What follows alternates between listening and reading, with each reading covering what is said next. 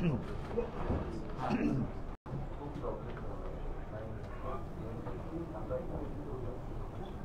है, set. Yes, I am ready.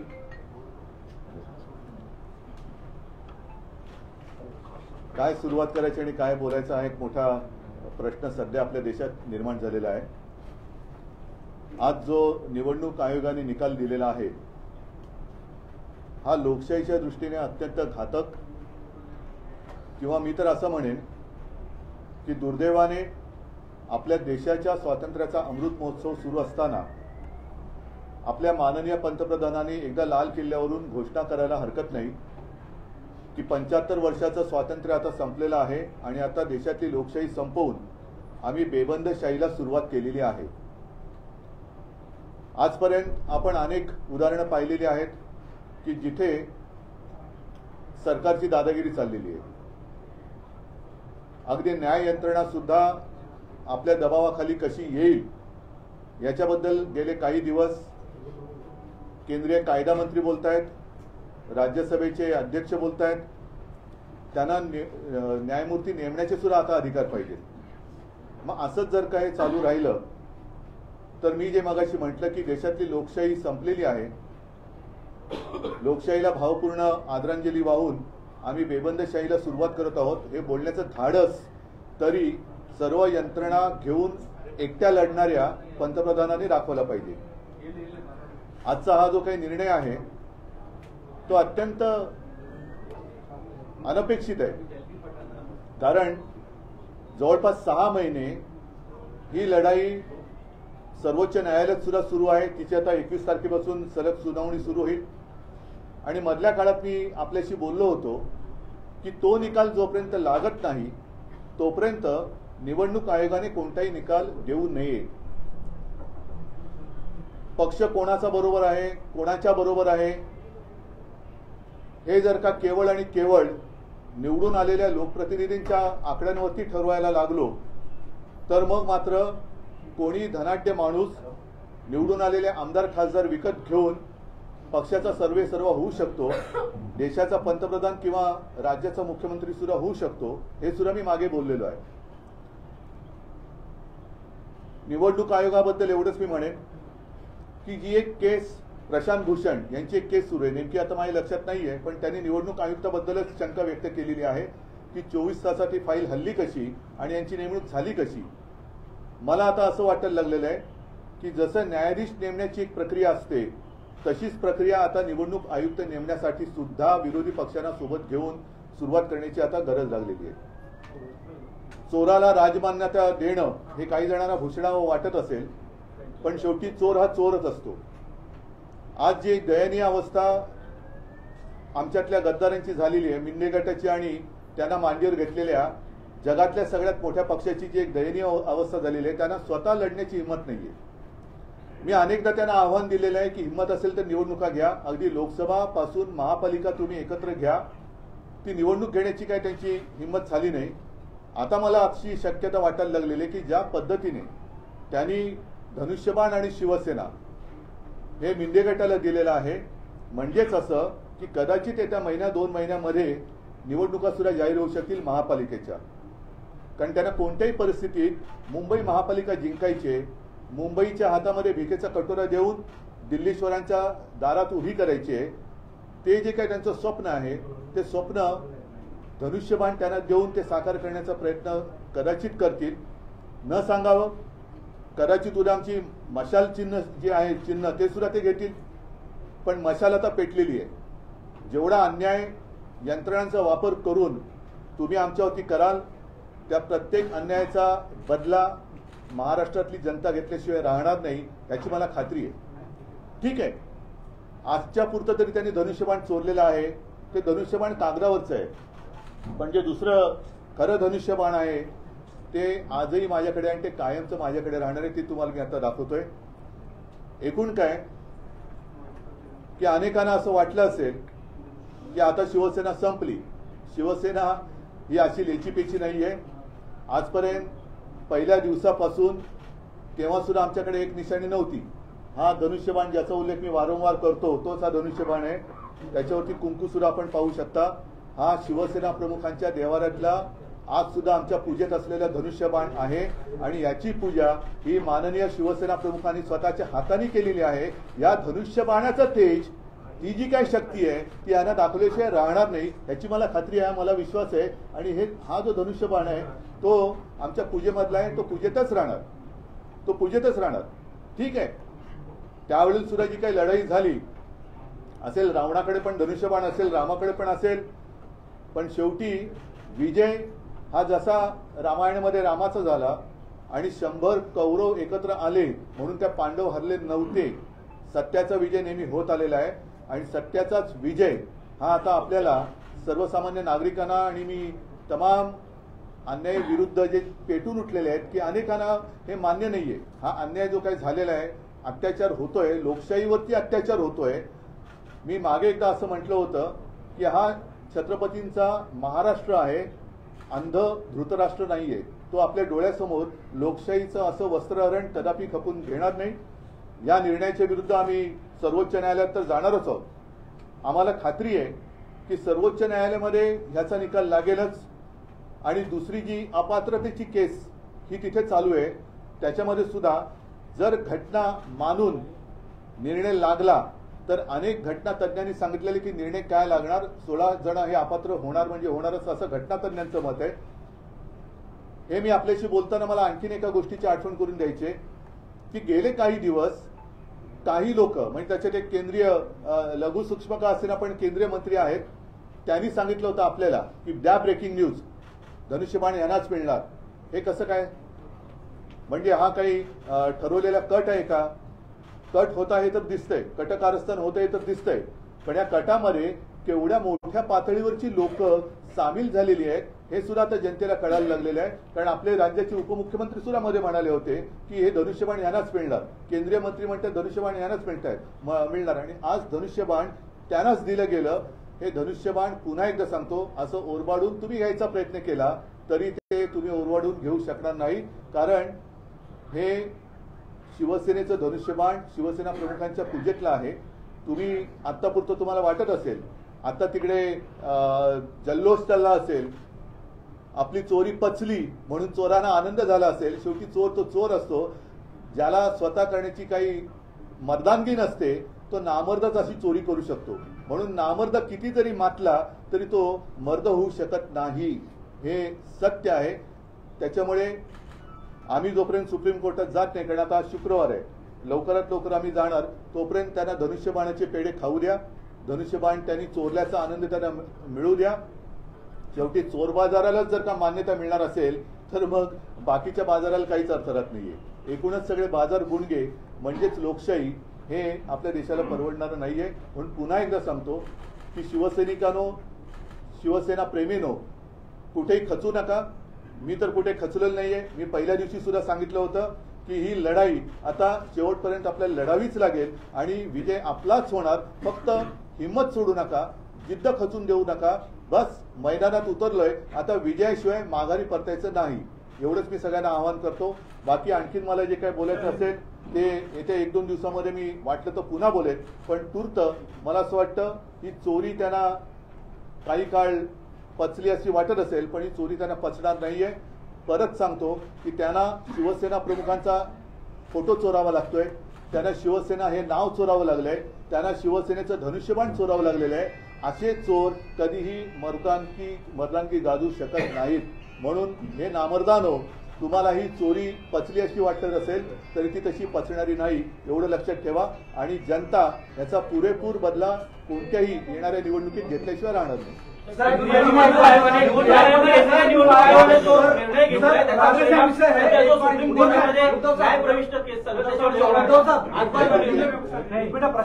जो निर्णय घेतलेला आहे केंद्रीय निवडणूक आयोगाने त्याचा परिणाम जो न्यायप्रविष्ट सध्या न्यायालयात चालू आहे प्रकरण त्यावरती होणार मला नाही वाटत, कारण ज्या वेळेला हा विषय आला होता तेव्हा आमच्या वकिलांनी सांगितलं होतं न्यायमूर्तींना की ह्याचा निकाल लागत नाही तोपर्यंत निवडणूक आयोगाकडे ही केस देऊ नका, कारण ज्या पद्धतीने निवडणूक आयोगाचे वकील हे तिकडे कोर्टामध्ये फड पडतंय कधी आणि आम्ही झेलतोय कधी अशा एका भावनेने उभे होते, तेव्हाच आमच्या डोक्यात आलं होतं की हे गडबड करणार। आणि त्याप्रमाणे त्यांनी अंधेरीच्या पोटनिवडणुकीच्या आधी ही गडबड केलीच. परंतु शेवटी न्याय संस्था ही स्वतंत्र आहे आणि आमचा न्यायमूर्तींवरती सर्वोच्च न्यायालयावरती नितांत विश्वास आहे. संपूर्ण आता आज त्यांनी निकाल म्हणजे आज त्यांनी सांगितले की 21 तारखेपासून सुनावणी सुरू होईल. आज जे न्यायमूर्ती बसले त्यांच्यासमोर ही केस चालणार आहे. प्रत्येक कंगोरा तपासून घेऊन लोकशाहीसाठी म्हणून लोकशाही जिवंत ठेवण्यासाठी म्हणून या केसकडे केवळ देशाचंच नाही तर जगाचं लक्ष आहे. कारण या देशामध्ये शेवटी काय चाललंय हे परदेशातनं सुद्धा बघतायत. जर का माध्यमांच्या कार्यालयावरती धाडी टाकल्या जात असतील आणि पक्ष असे संपवले जात असतील तर या देशामध्ये यावं की नाही हे परकीय गुंतवणूकदार सुद्धा आता बघत असतील आणि परदेशात राहणारे भारतीयांची सुद्धा याच्यावरती भवितव्य ठरणार आहे.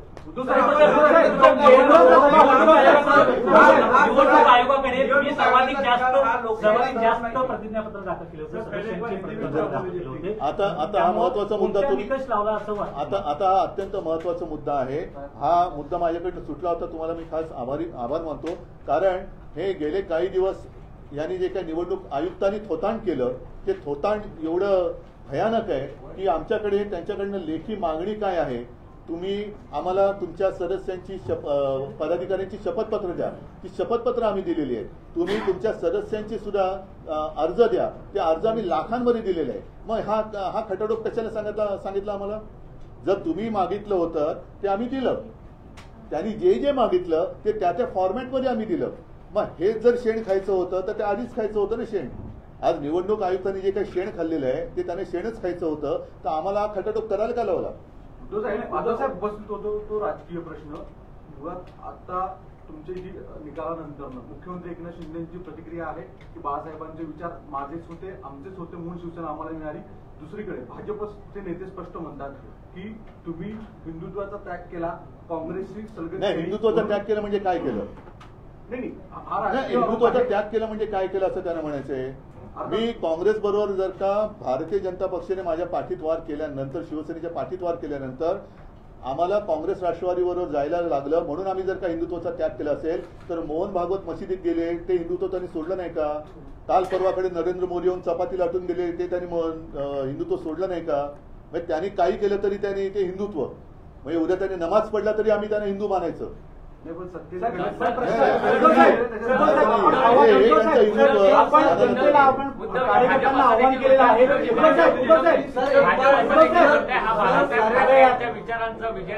बाळासाहेब ठाकरेंचा विजय हा बाळासाहेब ठाकरेंचे विचार त्यांना कधी कळलेच नाहीत. कारण बाळासाहेब ठाकरेंनी कधी कोणाचे गुलाम व्हा हा विचार कधीच दिला नव्हता. अन्यायाशी लढा, अन्यायाला लाथ मारा आणि ती लाथ मी त्यावेळेला मारली. त्याच्यामुळे आज सुद्धा आम्ही पोटनिवडणूक जिंकलोच ना. का नाही त्यावेळेला निवडणूक लढलात तुम्ही?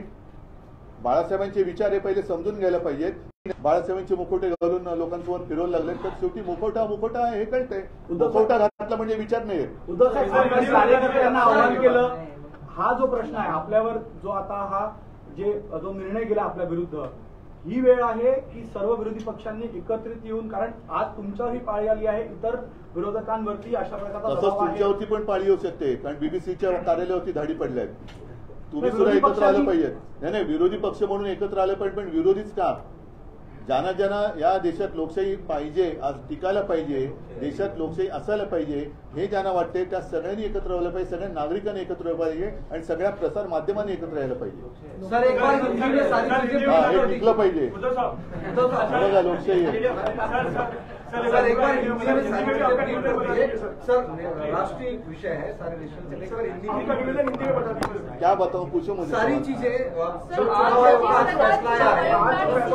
देख रहे हैं उसे किस तरह से देख रहे हैं, क्योंकि पिछले 6 महीने से ये लड़ाई शुरू थी. आपने शपथ पत्र भी चुनाव आयोग को दी थी, लेकिन आज ये डिसीजन चुनाव आयोग का निकल चुका है. ये सरासर अन्याय है. मैंने जैसे कहा कि अब अपने देश में तानाशाही की शुरुआत हो गई है.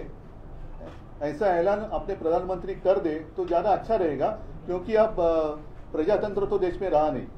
और जिस तरीके से उन्होंने आज फैसला सुनाया है, इतने दिनों से हमारे पीछे वो पड़े थे और जिस फॉर्मेट में उन्होंने जो भी मांगा वो एफिडेविट था, फिर हमारे जितने सारे मेंबर्स हैं उनके भी सदस्य पत्र थे. लाखों के संख्या में हमने उनको दे दिए थे। इसके बावजूद आज वो अगर कहते हैं कि सिर्फ विधायक और सांसदों के ऊपर पार्टी किसके पास है ये तय उन्होंने किया, तो ये अन्याय है। फिर इतने दिनों तक हमें क्यों ये सब एक्सरसाइज करवाया? पार्टी तो मेरे साथ है, आम जनता तो मेरे साथ है, और इसलिए मैंने कहा कि लगातार मैं चुनौती देते आया कि हिम्मत है तो सामने आ जाओ, मैदान में आ जाओ, चुनाव ले लो। चुनाव लेने की तो उनमें हिम्मत नहीं थी, लेकिन अब ऐसे लग रहा है, हालांकि आज अपने महाराष्ट्र में 2 उपचुनाव चल रहे हैं। म्हणजे साधारणतः आपण असं मानतो की आचारसंहिता असताना तिकडे कोणी काही करू नये। अगर वो कानून खुद निवडणूक आयोग ही तोड़ रहा है, जिस राज्य में आचार संहिता जारी है उसी वक्त उन्होंने फैसला दिया है, तो अब ऐसे लगने लगा कि जिस जल्दबाजी में उन्होंने हमारा धनुष्यबाण और नाम उनको दे दिया है, तो शायद अब आने वाले 2-3 महीने में वो इलेक्शन भी ले लेंगे। सर आपने कहा था कि लाल किले से प्रधानमंत्री को ऐलान करना चाहिए। अगर देखो, हम तो कहते कि अब तो वो तो कहते कि पहले कांग्रेस ने भी सरकार गिराई थी, उन्होंने भी, अगर उन्होंने ऐसे किया था तो इसलिए तो आप तो लोगों ने चुन कर लाए ना वहां पर। अगर कांग्रेस ने उस वक्त इमरजेंसी लागू की थी तो आप भी इमरजेंसी लागू करना चाहते हैं, लेकिन उस वक्त इंदिरा जी में इतनी एक हिम्मत थी कि हाँ मैं इमरजेंसी देश पे डिक्लेयर कर रही हूँ, उन्होंने डिक्लेयर किया था। ये तो इनमें हिम्मत नहीं है। सर, आपने कहा कि चुनाव आयोग निष्पक्ष नहीं है, तब ये फैसला सुनाया है। क्या आप इस फैसले को सर्वोच्च न्यायालय में चुनौती देंगे? बिल्कुल हम चुनौती देंगे। आपको अभी भी निष्पक्ष लग रहा है? बिल्कुल लग रहा है, और हमारा मानना है कि वो अभी आखिरी एक उम्मीद है। देश की जो कोर्ट है, देश का सर्वोच्च कोर्ट है, वो आखिरी उम्मीद रही है कि ये प्रजातंत्र देश में जिंदा रहे या मर जाए। इलेक्शन कमिश्नर की नियुक्ती को लेकर नए सिस्टम की जरूरत है। बाळासाहेब ठाकरेंच्या भाषणाचा एक व्हिडिओ ट्वीट केलाय। सर, इलेक्शन कमिश्नर की नियुक्ति को लेकर जिस तरह से न्यायाधीशों की नियुक्ति हो, उस तरह का एक पैनल होना चाहिए। पैनल होना चाहिए, क्योंकि ये तो सरासर दिख रहा है कि उनका गुलाम है। ये इलेक्शन कमिश्नर है और उनके खिलाफ प्रशांत भूषण की केस भी लड़ रहे हैं। उन्होंने सब वो मुद्दे दिए हैं कि कैसे 24 घंटों में उनकी फाइल हिली, कैसे क्या हुआ। तो जिस तरीके से अब वो न्याय व्यवस्था भी अपने अमल के नीचे लेना चाहते हैं। सर, भाजपा के लोग कह रहे हैं कि ये बाला साहब ठाकरे के विचारों की जीत है कि भाजपा के कौन से लोग? क्योंकि भाजपा के असली लोग जो है, भाजपा के असली लोग है दिखाई नहीं दे रहे, सब बाजारू लोग वहाँ है और वही ज्यादा बकते हैं। सर,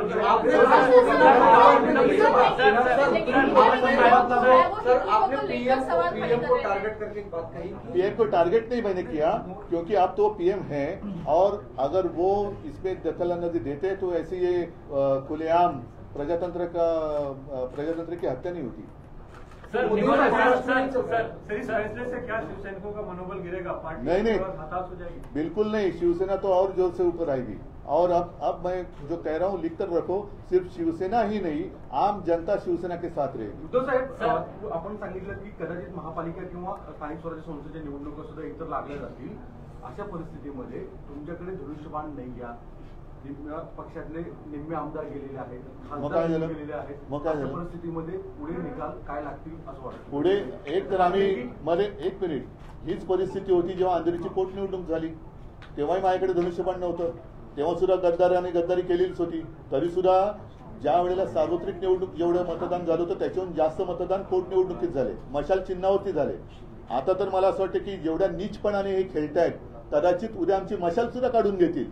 हे पाहता तुम्ही रेकॉर्ड करून ठेवा।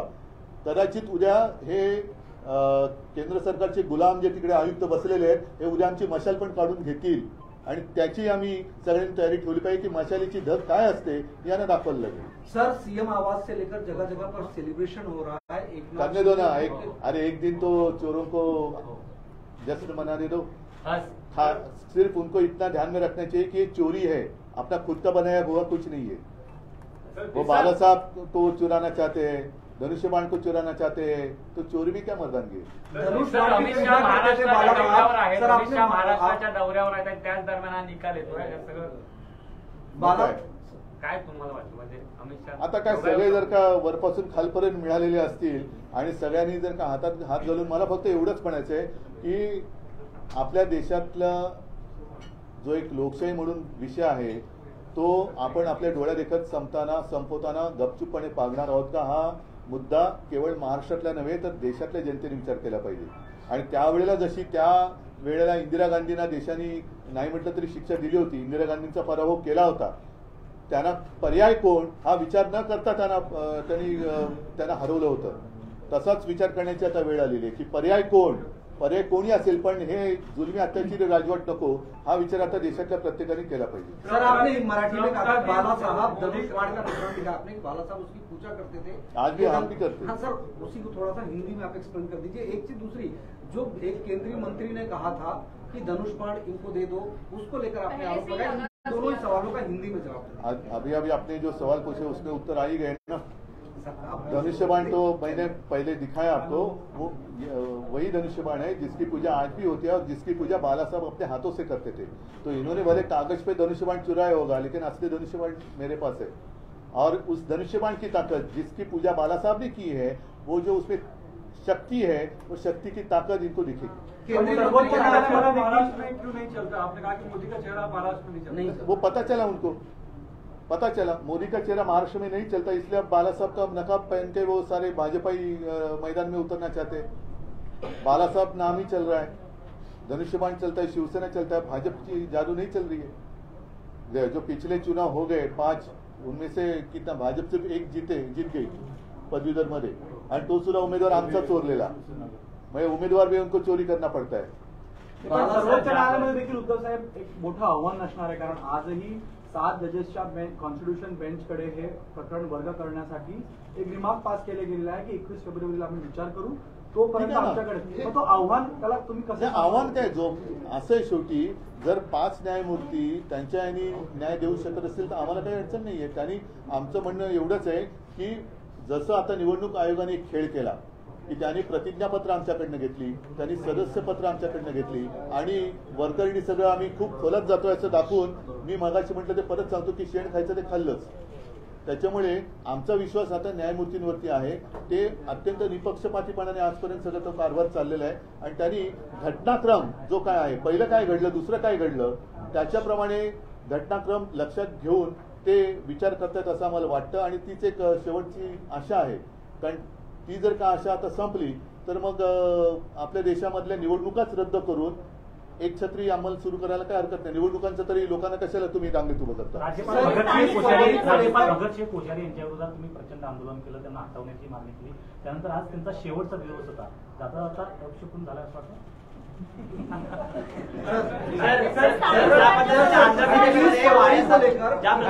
आंध्र प्रदेशमध्ये वायएसआर काँग्रेसने बाउन्स बॅक केलं जगनमोहन रेड्डीने, त्या पद्धतीनं आता होणार ना, पक्ष होणार, नक्कीच होणार. म्हणून मी सांगितलं ना की तुम्हाला लक्षात असेल की जेवढी शिवसैनिक मला भेटतात त्यांना मी सांगितलं की मी 19 जून 1966च्या मानसिकतेत आहेत. ज्या वेळेला शिवसेना प्रमुखांनी शिवसेनेची सुरुवात केली तेव्हा तर आमदार खासदार काही नगरसेवक पण नव्हते, पण त्याच्यानंतरच्या निवडणुकीपासून जो शिवसेनेचा इतिहास आहे तो बघतात तुम्ही. अनेकांना शिवसेनेने मोठं केलं. आता काय झालेलं आहे, शिवसेना प्रमुखांनी आणि शिवसेनेने जेवढं काही देता येणं शक्य होतं ते देण्याचा प्रयत्न केला, पण ही जी माणसं ज्यांनी सगळं काही घेतलं त्यांनी सगळं घेण्याचं काम केलं, पण मनाचा मोठेपणा त्यांच्यात आलाच नाही, कारण मनाचा मोठेपणा हा देता येत नाही. सर 21 फरवरी को लेकर कितना आशान्वित है और 21 फरवरी को जो फैसला आने वाला है, 21 फरवरी को फैसला नहीं आने वाला.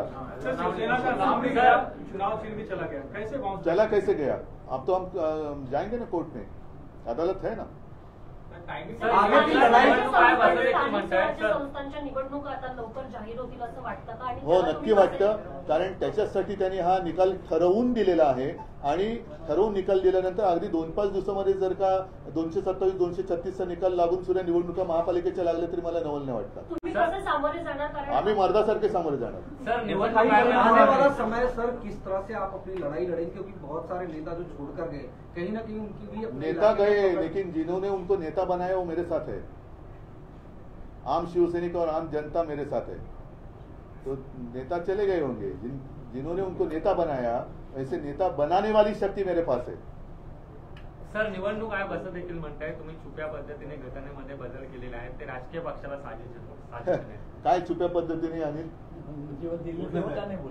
जेव्हा आम्ही याच्याबद्दलचे सगळे एव्हिडन्सेस सीडी सुद्धा इलेक्शन कमिशनला दिलेली आहे, कशी निवडणूक प्रक्रिया पार पडली तुम्हाला सुद्धा मीडियाला देतो. की तुम्ही दाखवा. ते असं म्हणतात की 2018 नंतर तुम्ही बदललेली घटना त्यांच्यापर्यंत दिलीच नाही. हा 2018 पर्यंत तुम्ही जे केलं तेवढं प्रश्न ते नाहीये. प्रश्न एवढाच आहे की मरे तुम्ही जे काय आम्हाला सगळी मगजमारी करायला लावली ती करायला का लावलीत? सदस्य संख्या दाखवायला का लावलीत? प्रतिज्ञापत्र द्यायला का लावलीत? मग तुम्ही त्याच वेळेला जर का तुमचं ठरलेलं होतं तर ही मेहनत आम्हाला करायला का लावली? तुम्ही तेव्हाच उडवून टाकायला पाहिजे होतं पहिल्या दिवशी. मग तुम्ही आता कारण शोधलं, कारण आम्ही भारी पडलो त्यांना, सदस्य संख्येमध्ये भारी पडलो, प्रतिज्ञापत्रामध्ये भारी पडलोय, तर ते वजन त्यांना पेलवलं नाही म्हणून हे फालतू काहीतरी कारण त्यांनी सांगितलंय. सर 1999 दाखला देत आहेत की दिवंगत बाळासाहेब ठाकरे यांनी असा प्रयत्न केला होता, त्यावेळी रिजेक्शन झालेलं होतं. 2018 पुनरावृत्ती करण्यात आली. असं आयोगाचं म्हणणं आहे की अशा प्रकारच्या घटनेमध्ये बदल करण्याचा प्रयत्न केला होता. काय हा आयोगाचा दावा कितपत काय मला कळलं नाही. अशाच प्रकारे पक्षप्रमुखाची संकल्पना बदलण्याचं काम 1999 साली करण्यात आलं होतं असं आयोगाने केलं आहे. आणि 2018 सुद्धा तो पुन्हा प्रयत्न झाला. बँकेवर एंट्री देण्याचा प्रयत्न 1999 ची घटना ते मान्य करतायत की बाळासाहेबांची घटना म्हणून ते हे करतायत. 1999 नंतर ज्या ज्या वेळेला 5-5 वर्षांनी पक्षांतर्गत निवडणुका झाल्या त्यावेळेला पक्षांमध्ये बऱ्याचदा कुठलं एखादं पद निर्माण करायचं असेल किंवा काहींना उपनेते करायचे असतील, काहींना नेते करायचे असतील तर त्या अमेंडमेंट्स करायला लागतात. त्या अमेंडमेंट्स त्या घटनेमध्ये इम्बेड होतात आणि ते नवीन सुधारलेली अमेंडेड घटना ही इलेक्शन कमिशनला दर 5 वर्षांनी जाते. त्याच्याबरोबर सीडी जाते. सगळ्याचा रेकॉर्ड आमच्याजवळ आहे. एक्नॉलेजमेंट त्यांनी दिलेले आहेत आणि त्याला जर आता हे बोलत असतील तर मग तुम्ही हे पक्षाचे एवढे प्रतिनिधी आहात, पक्षाचे एवढे पदाधिकारी आहेत, त्यांची ऍफिडेव्हिट द्या, त्यांचं सगळं तुमचं त्यांना पाहिजे त्या विहित नमुन्यांमध्ये द्या, हे वगैरे त्याच्यामध्ये पत्र आहेत त्यांची. एक मिनिट ही आमची काय घरची रद्दी नव्हती नेऊन दिली त्यांना आणि आता ते काय रद्दीमध्ये विकणार का आमची शपथपत्र आणि सदस्यांची? आहे की तेवढंच निवडणूक आयोगाला कमाई होईल? कारण लाखाच्या संख्येमध्ये आम्ही दिलेली आहे, ती काय रद्दी नाही दिलेली. आता आपल्याकडे एकच आहे की शिवसेना भवन ही इमारत आपल्याकडे आहे. उद्या जर तिच्यावरती दावा केला तर असं काय काय मोगलाही मशाल चिन्ह काढून घेण्याचा प्रयत्न होईल की काय अशी भीती तुम्हाला वाटते? मशाल चिन्ह काढून नाही, ज्या पद्धतीने हलकटपणा चाललेला आहे तो हलकटपणा बघितल्यानंतर धनुष्यबाण त्यांनी घेतला. उद्या मशाल पण काढून घेतील आणि मशाल काढून घेतील आणि निवडणुका लावतील. ज्या समता पार्टीनं निवडणूक आयोगामध्ये मशाल चिन्हावरती दावा केलेला होता तीच समता पार्टी मशाल चिन्हावरती पुन्हा दावा करण्यासाठी सुप्रीम कोर्टात जाणार असल्याचं कळते. म्हणून मी तुम्हाला काय म्हटलं, काय वाटेल ते करतील ते, पण शेवटी हातात येईल ते हत्यार. लोकशाहीच्या लढाई मधलं महाविकास आघाड़ी के नेताओं की कोई बात हुई इस फैसले आने के बाद से? कांग्रेस ने बात की आपसे? पहले आपसे बात करो मैं. सर आम्ही येताना आगे की रणनीती क्या जाणून घेत होता. प्रचंड रोष आहे शिवसैनिकांमध्ये. तेच माझं म्हणणं आहे. तुम्ही सर्वसामान्य शिवसैनिकांशी संवाद साधण्यासाठी कधी सभा किंवा एखादी बैठक घेऊन आज पहिलं म्हणून मी तातडीने तुमच्या माध्यमातून मी माझ्या शिवसैनिकांशी बोलतोय. माझ्या भावना त्यांच्याबरोबर मी शेअर करतोय आणि महाराष्ट्रातली जनता ही खूप जागरूक आहे, खूप संवेदनशील आहे आणि त्या जनतेला हे पटणारं नाहीये. शेवटी अन्यायाविरुद्ध लढणारा महाराष्ट्र आहे आणि अन्यायाविरुद्ध लढण्यामध्ये महाराष्ट्र नेहमी अग्रेसर राहिलेला आहे. तो याही वेळेला राहील. एक हिंदी सवाल. चला सगळ्यांना धन्यवाद. जय हिंद, जय महाराष्ट्र. ठीक आहे.